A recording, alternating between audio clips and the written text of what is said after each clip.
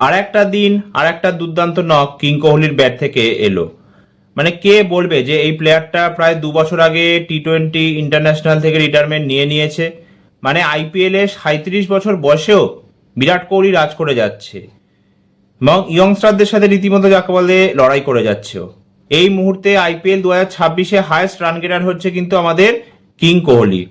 328 run score করে দিয়েছে 7 ম্যাচে, 3 ফিফটি সহ, এবং অরেঞ্জ ক্যাপ হোল্ডারও তার সাথে। সেকেন্ড পজিশনে রয়েছে অভিষেক শর্মা, 323 রান স্কোর করেছে। দুর্দান্ত ফর্মে রয়েছে বিরাট কোহলি, মানে অবিশ্বাস্য অবিশ্বাস্য। এবং 81 রানের একটা দুর্দান্ত ইনিংস খেলেছে 44 বলে। খারাপ লাগছে এটা ভেবে যে সেঞ্চুরিটা পূরণ করতে পারলো না, কারণ আজকে বিরাট যেভাবে খেলছিল তাহলে তো আমি ধরেই নিয়েছিলাম ও সেঞ্চুরিটা করবেই, ও 10 নম্বর টি-20 সেঞ্চুরিটা আসবেই, কারণ 50+ রান দরকার ছিল আর 19 রান এখানেও দরকার সেঞ্চুরির জন্য। তো আমি ধরে নিয়েছিলাম যে সেঞ্চুরিটা চলেই আসবে, কিন্তু যাই হোক, মানে মাঠ থেকে আউট হয়ে গেল এবং খুবই অ্যাগ্রেসিভ মোডে ছিল এবং আউট হওয়ার পরেও খুব ডিসঅ্যাপয়েন্টেড ছিল। তো সেঞ্চুরিটা মিস করে গেল, কিন্তু খুব ভালো ইনিংস, যাই হোক দেখে খুব ভালো লাগলো।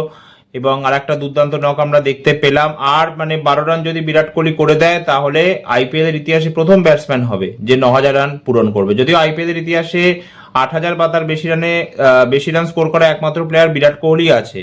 মানে সেকেন্ড হাইস্ট রান গেটার হচ্ছে রোহিত শর্মা, 7,100+ রান করেছে। দেবদত্ত খুব ভালো খেলেছে, 27 বলে 55 রান স্কোর করেছে, 200-র ওপর স্ট্রাইক রেটে। দুজনেই খুব ভালো খেলেছে, দুজনের মধ্যে একটা খুব ভালো পার্টনারশিপ হয়। যাই হোক, যদি ম্যাচের কথায় আসি তাহলে গুজরাট ফার্স্টে ব্যাটিং করে এবং 205 রান স্কোর করে 3 উইকেটের বিনিময়।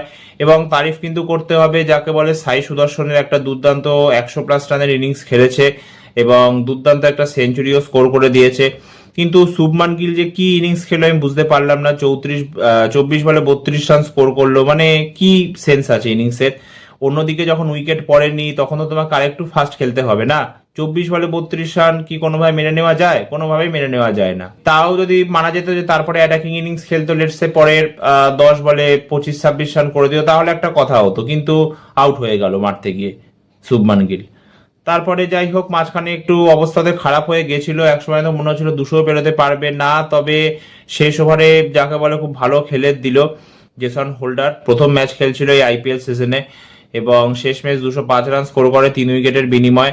এবং এই ম্যাচে যাকে বলে ফিল সল্ট ছিল না আরসিবির হয়ে, তো ওর জায়গায় জ্যাকব বেথেল খেলছিল। তবে জ্যাকব বেথেল কিন্তু বেশি বড় ইনিংস খেলতে পারলো না, 14 রান স্কোর করে আউট হয়ে গেল। এবং তারপরে কিন্তু হাল ধরলো কিং বিরাট কোহলি এবং তার সাথে দেবদত্ত পাডিক্কাল। দুজনের মধ্যে একটা 100+ রানের দুর্দান্ত পার্টনারশিপ হলো। তবে দেবদত্ত পাডিক্কাল আউট হয়ে যায় 55 রানে।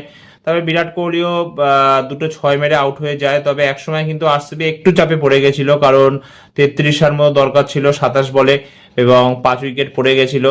তবে যাকে বলে টিম ডেভিড এবং কুনাল পান্ডিয়া লাস্ট অব্দি নট আউট থেকে ম্যাচটা জিতিয়ে দেয় আরসিবিকে। বিশেষ করে কুনাল পান্ডিয়া তারিফ করতে হবে, দুর্দান্ত একটা নক খেলে দিয়েছে, 23 নট আউট স্কোর করে দিয়েছে। এবং এই কারণেই কিন্তু যাকে বলে 7 বল বাকি থাকতে আরসিবি ম্যাচটা জিতে যায় গুজরাট টাইটান্সের এগেনস্টে। এবং আরসিবি কিন্তু পয়েন্টস টেবিলে এখন 2 নম্বরে উঠে এলো। দুর্দান্ত ফর্মে রয়েছে আরসিবি এই সময়। একটা ম্যাচে হেরে গেছিল মাঝখানে ওরা, কিন্তু লাগাতার ভালো খেলে চলেছে। এবং এইবারও যেভাবে খেলা হচ্ছে, যেভাবে আগে যাচ্ছে খেলা, তাই তো মনে হচ্ছে আরসিবি আর পাঞ্জাবের মধ্যেই ফাইনাল হয়তো হবে।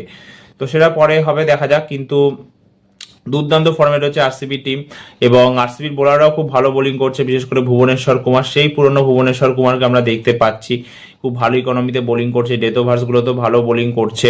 তবে রশিক সালামডারের যে ইঞ্জুরিটা একটু চিন্তায় রাখলো। আই হোপ সো কি বেশি সিরিয়াস কিছু ইঞ্জুরি হবে না, কারণ এর আগেও যে মুম্বাইয়ের এগেনস্টে ম্যাচটা ছিল সেই ম্যাচেও বারবারও পড়ে যাচ্ছিল, বল করতে পারছিল না পুরো। তো আমি আশা করি যে যেন ঠিক হয়ে যায়, ফিট হয়ে যায়, তেমন কোনো সমস্যা না হয়। এই ভিডিওটা এতটাই, আবার দেখা হবে একটা নতুন ভিডিওতে। আর হ্যাঁ, ভিডিওটা ভালো লাগলে প্লিজ লাইক আর শেয়ার করে দিও। আর ভিডিওটা কেমন লাগলো কমেন্ট করে জানাতে ভুলো না। ধন্যবাদ।